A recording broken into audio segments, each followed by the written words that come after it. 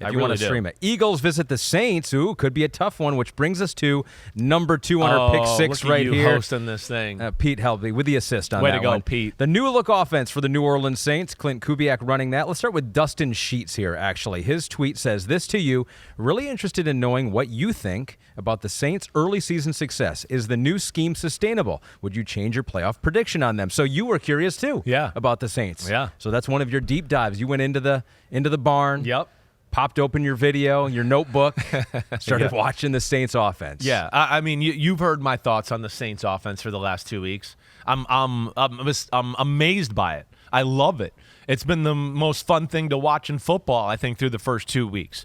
There's a ton to like about what they're doing on the offensive side of the ball. It's totally different, right? As you heard me say a little bit before, with the last offense last year and Carmichael and all that, it was the basic West Coast bullcrap that I don't like, right? Where too many defensive coordinators and defensive players throughout football know the rules of the offense, they know the route combinations, and they're all over it. If you're running this old school West Coast offense still, you're behind in the times. I can just tell you that, right? Shanahan and McVay are West Coast in some of their language, but they've added their own coast to, what it is and their own flavor. So it's not like, anything like John Gruden and what I ran in the early 2000s or Bill Walsh. There's really not a ton of that. It's just the language is based on the West Coast system. But this one, I don't even know where to start. First off, it's the formations. It's the motions. It's the back to old school football. 2 backs, 1 tight end, 2 tight ends, 1 back, smash mouth football, just like his dad with Gary Kubiak. We're going to run the ball. We're going to be physical up front. And then he's found the Shanahan wrinkles on how to dress it up. It's new school, old school. It is new school, old school. And I can tell the effect Shanahan has because I see certain run plays and I go, this is Shanahan's coaching on how they doubled and got up to the second level or didn't double a guy and somebody just got up to the second level. They little creative ways in certain run schemes where I go, that's the Shanahan effect for him. He's brought that along with him. So all of that, let alone some of the talent they have on their football team, and the fact that they are a force at the line of scrimmage physically is awesome and is what is allowing them to make so many big throws in the pass game. So here's the Saints offense. Yeah. 38 runs in the game, just 18 passes. They score over 40 points with that combination. They averaged 2.3 yards before contact per rush. The Cowboys were like 0.3. And so Alvin Kamara, and you saw it too on his first 2 running touchdowns, he was barely touched. And the first time he was touched was maybe 5 yards down the field on both of those. That offensive line for the Saints looks like they play, one of the guys, Lucas Patrick, I think, was one of their guards. Their center, I think, had a good game too. They're all good. They're good. They're good. They got the look, right? You saw in my notes, it's one of the first thing I wrote. Because the first few run plays, you just go, whoa. They're pushing Dallas back like considerably. Like it jumps off the screen, right? Usually early in the game, you might see a few good designed runs or whatever, and there's a hole.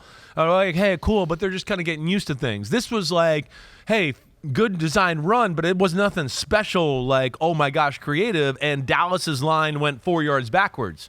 That's when you go, whoa, okay, this is not just early game. This is like they come off the ball firing. They all have a great look. They're all athletic and stout, right? So they can ask them to do a lot of different things, let alone they have power. They pass protect well. So that's the thing I really love about them, but they are physical in the run game. And that's one thing I'll say, hey, with Carmichael and Sean Payton and what he instilled with them, and Dennis Allen, of course, was a part of that, those teams are physical too. They've been physical down in New Orleans. But now they have the talent to go along with it and the system that can capitalize off that physicality and make some big plays after. It's 2 weeks in a row they put amazing numbers up and didn't have to throw it a whole lot. Right? And that's rare in the NFL. But it tells you the effect their run game is having on defenses because the Cowboys, they were like, oh, man, we're overmatched. And we know their linebackers and their interior D-line are not that great in Dallas. And that, again, showed this week. And they were in a tough spot where they were like, we got to put extra people down there to stop the run. They're going to gash us. And, of course, that leads to those big passes. Yeah, I don't know if we showed the Alvin Kamara rushing chart, what he was able to do against this Dallas defense, but it will help make the point to the Dallas defense. And you've touched on it a couple of times here. There was really not a defensive lineman that graded out well, according to PFF, on that line. No. Mozzie Smith found himself 5 yards down the field the whole at game, times. almost, right. But it wasn't like there was anyone that was nobody would have popped holding out. their own. So Micah Parsons Parsons pops because of athleticism, but he didn't even make a lot of plays either. Right. And Dexter Lawrence was nowhere to be found really in the game either. J.R. Smith, 45. Yeah. Why was the Cowboys defense really good against Cleveland, yet really poor against the Saints? Yeah, well, Cleveland's a very basic attack. Cleveland would be a little bit of what I just started off the segment with a lot of bullshit West Coast stuff, where it's like good coaches. Mike Zimmer, who's been around since Bill Walsh was running the West Coast and the 49ers, he looks at the offense like Cleveland and is like, let alone he also,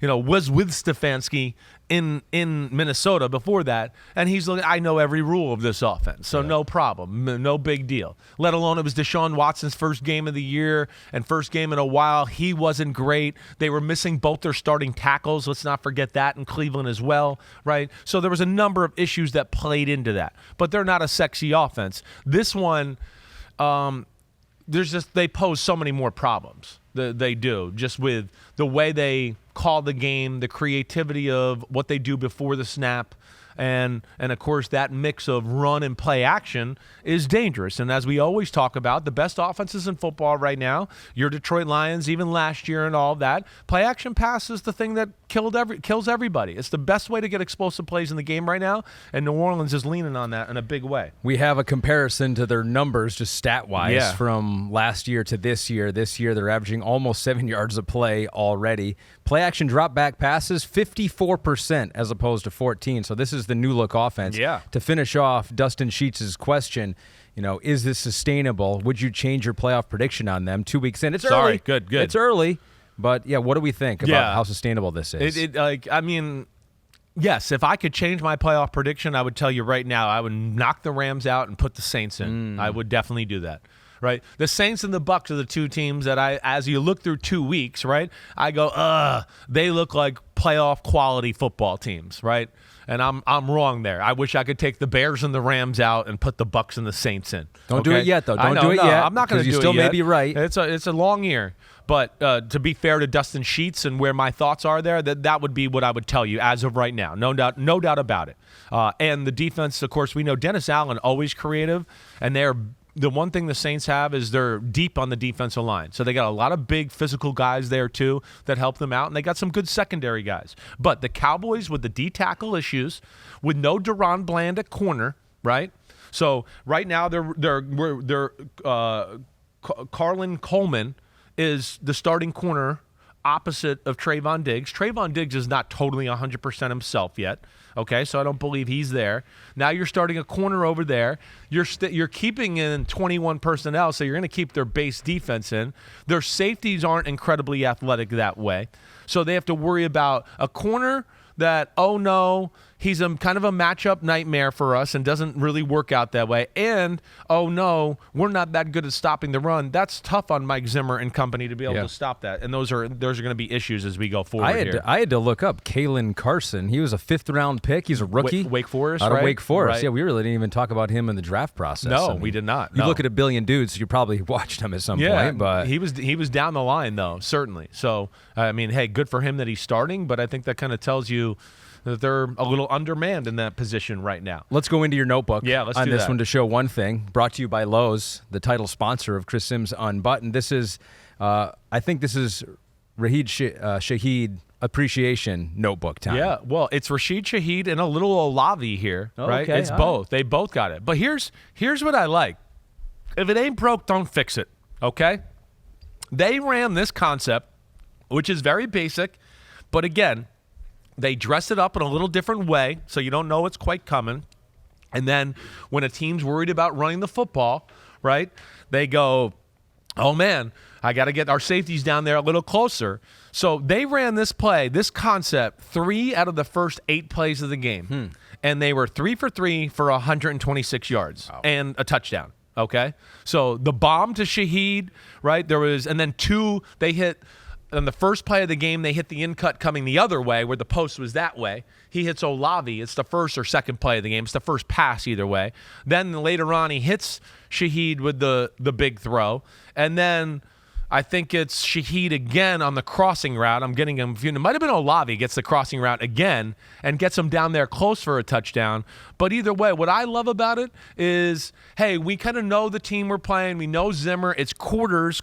This is a tough concept on quarters coverage. But even versus single safety, it's a tough concept if you're running the ball well because the linebackers will sneak up and get too involved in the run game. And then that in-cut crosser that you see is always wide open. But it ain't broke, don't fix it. They kept going to the well, and the touchdown pass by Carr was incredible because it was truly one of those where when he was throwing it, Shaheed was behind the defender, but he knew he'd run by him if he threw it out there far enough, and he launched it, stayed tough in the pocket again, people around him, let it go, and Shaheed just turns it on, and he's special. One of the best in the NFL. We got to start talking about him like that. Exactly. Is what you said. Sorry, I banged on the table there. Sorry about that. Hey, you're catching it though. Here's the play. Well, that's the thing. I don't think I'm sure I've seen it before. Yeah. But usually you think receivers are running in like fourth gear and go up to fifth gear. He was running in third gear and then went to fifth gear because the difference between how he's going right now, which you thought was fast, to this point, was incredibly different. That the great ones have this gear.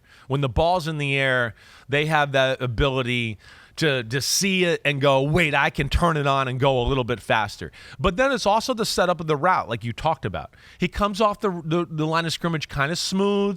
He kind of bends it like he's going to run a corner route, which is also a very familiar route with this concept. So he gets Hooker leaning that way. And then again, what I told you before, Wilson and Hooker are just not very fast. So that's where film study comes in. He starts to go, wait, I saw enough of these guys all week that I know if my guy gets close, he'll run by him. And he saw him put that move on Hooker, and he threw it to a spot and knew Shaheed would run and go get it. But it is time, as you said, and like I put in my notes. Yep. He is one of the best receivers in football. Table. Sorry, it's just my finger, though. He is one of the best receivers in football, and we need to start talking about him like that. Yeah. I mean, he is up there with, I don't whoever you want to put up there with. The Chases, the Justin Jeffersons, I'm ready to put him there. I really am. He's incredible that way. And I think that tandem at receiver they have, those two, Olave and him together, that's one of the better ones in the NFL as well because they both can go and they both can run routes pretty damn good. Third-year guy out of Weber State. It's amazing. He was undrafted, I know. They found a gem in Rashid Shaheed. 6 foot, 180, so not the biggest guy out there, but certainly one of the fastest. Yes, he Saints is. Versus the Eagles, as we said. That'll New Orleans be good. A 2.5-point favorite. I get at that. Home in that one. I get that. Well, they got big people, I think, to slow down the run a little bit. And then how can you feel good about the Eagles' pass defense as we sit here right now? How can you? I mean, we saw Jordan Love just hit the people wide open, and he missed 4 or 5 throws in the game. And then, of course, last week with Kirk Cousins dicing him up, not a good look for that Eagles pass defense. Cowboys and Ravens, that'll be a good one in Dallas, where the Ravens actually are favored by 1.5. I get that too. And here's the last thing I want to add to this because we kind of got into the 2 backs, 1 tight end, right? And here's an element, and this is where I love the potential of this offense, and watch this as we go forward, okay? The Taysom Hill, Alvin Kamara combo has a chance to be every bit as good, if not better, than McCaffrey and Juszczyk in San Francisco. Oh, wow. Taysom Hill's more talented than Juszczyk. Right? Taysom Hill can play tailback, fullback. He can play slot receiver. Kamara can play slot receiver. I think you'll start to see Kubiak do the Shanahan-McCaffrey stuff here soon. They're going to continue, I bet, as time goes on, they're just going to keep unlocking parts of the offense. It's early, right? So you don't want to throw the whole offense on all these guys right away. So they're going to go, hey, here's the base meat and potatoes of how I want to run our offense. You guys comfortable with that? Hey, we're kicking some ass. How about this new one to kick some ass? And now the guys buy in, right? Because they're like, look, everything he's told us so far is great. So, oh, man, this is going to be great too. And that's what I think they're hoping for. So we'll see where that goes. But they are definitely going to be a mismatch nightmare in ways because, again, man, they're running it down our throat. Oh, shit. Wait, now Taysom Hill's in the slot. Oh, no, he's matched up against our 250-pound linebacker. This is not good for us. He's going to get open every time. Or Kamara's out there. Or they're an empty, right? And you're in, like, we're going to stop the run defense. And all of a sudden they're an empty with Olave, Shaheed, Kamara, Taysom Hill, and the tight end. And you're like, oh, no, like we're definitely at a disadvantage. They can stress you multiple ways. That's where we're going to think we're going to go. And the last thing I'll add to this conversation is, and maybe Zimmer's got to do a little more on defense. Zimmer, the day of, again, you've heard me say this a million times, the day of this is what we do, and we're going to be good at it, that shit is over, right? It's over. We talk about all the great defenses in football. None of them are, this is what we do, this is how we play, except for maybe the 49ers. And I think even they've learned a lesson that they have to throw a few more curveballs into the mix here, right? But Zimmer with either cover 4 or cover 1, and his only wrinkle is the double A gap thing on third down. And so many teams do that. It's really not a big deal. It's not a big deal to the way he does it. So I do think he's got to be a little more aggressive too. So the next time he plays a Shanahan offense, he might need to take some notes on what Brian Flores did against the actual Kyle Shanahan and his offense and the 49ers. Yo, homies, thanks for watching. Yeah, it's time. The NFL season is here on Chris Simms Unbuttoned. You can hit subscribe to get all the weekly picks, plus our Sunday recaps as the games are happening. Oh, you know it. Nobody does that better than us. Thanks again for watching. Remember to subscribe. Peace out. We'll see you next time on Unbuttoned.